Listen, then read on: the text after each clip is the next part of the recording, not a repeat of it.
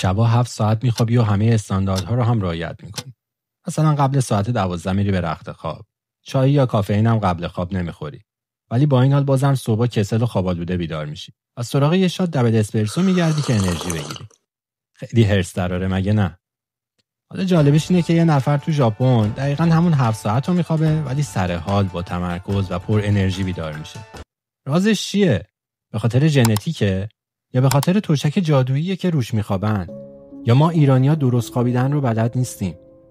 به بی فیلتر خوش اومدیم.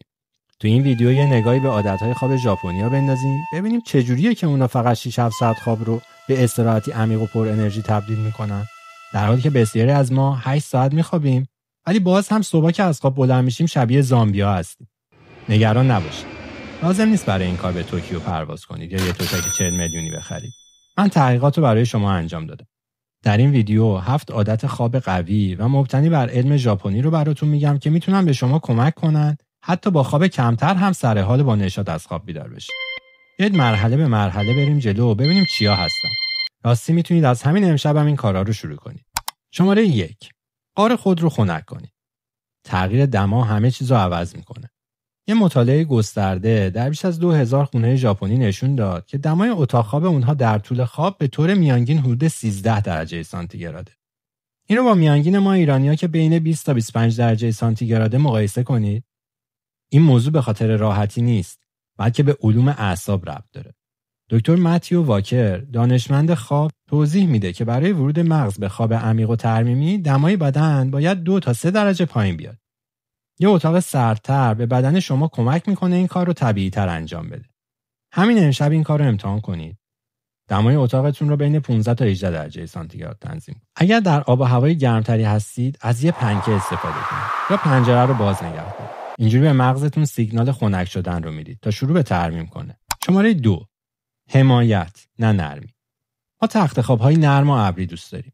اما حقیقت اینه که ستون فقرات راحتی نمیخواد، بلکه حمایت میخواد.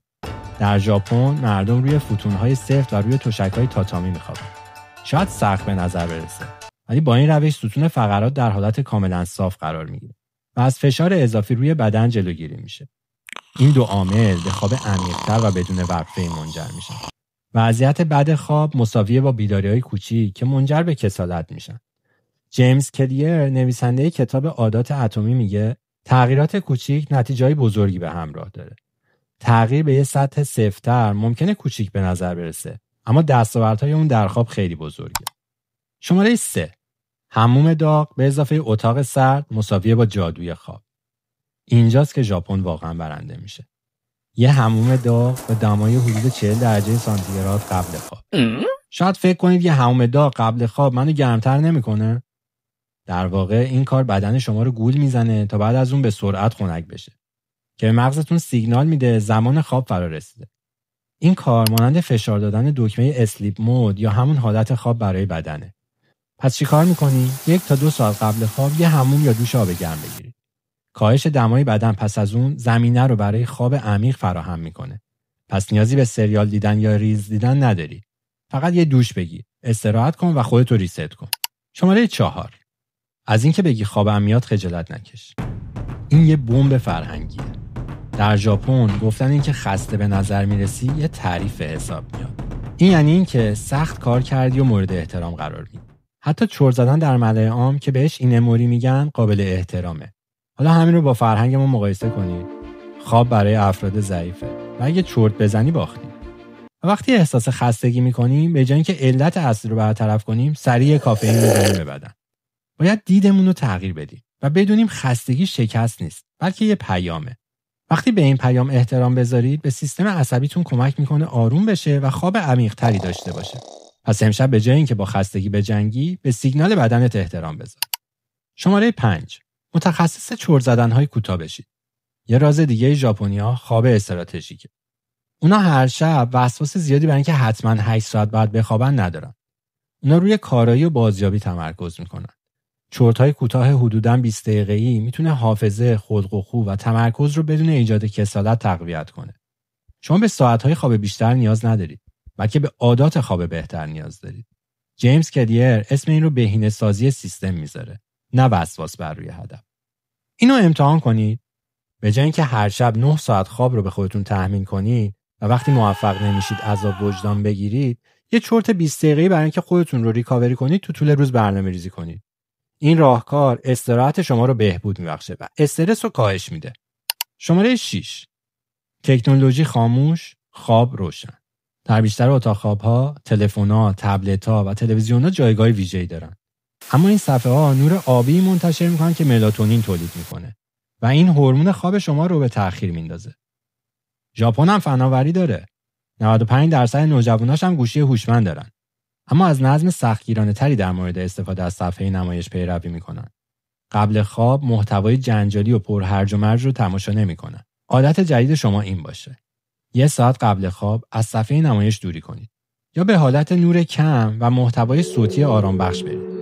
قبل از اینکه مغزتون شما رو از پا در بیاره بهش استراحت بدید. یادتون باشه تخت شما سینما نیست، بلکه منطقه خوابه. شماره 7. بالش مناسب انتخاب کنید. شاید فکر کنی بالش که دیگه خیلی هم مهم نیست. اما فکر کنید 8 ساعت رو با گردنی که به شکل اشتباه خم شده بخوابید. این همون کاریه که بیشتر بالش‌های نرم و پفدار انجام میده. مردم ژاپن از بالش‌های سوباکاوا استفاده میکنن که با پوسته‌های گندم سیاه پر شده و با انحنای طبیعی گردن سازگار میشه، نه با وزن سر. تحقیقات نشون میده که استفاده از یه بالش مناسب برای حمایت گردن تا 50% درد گردن رو کم میکنه. اینجوری هر روز صبح که بیدار میشی گردنتون ازتون تشکر میکنه. و چه چیزایی رو میتونیم از فرهنگ خواب ژاپنیا یاد بگیریم که از همین امشب هم انجامش بدیم؟ اتاق خوابمون رو خنک نگه داریم. 1 تا 2 ساعت قبل از خواب دوش آب گرم بگیریم. روی یه سطح سفت‌تر بخوابیم. خستگی رو به عنوان یه سیگنال ببینیم، نه ضعف. چرت‌های کوتاه و استراتژیک بزنیم. 1 ساعت قبل از خواب تکنولوژی رو محدود کنیم. از یه بالش حمایت کننده که گردن رو در راستای درستی قرار میده استفاده کنیم. اینا تغییرات بزرگی تو زندگی نیستن. اونا تنظیمات کوچیکی هستن که مانند هر عادت خوبی جمع میشن و نتیجهش میشه خواب عمیق‌تر، انرژی بیشتر، فکر بازتر.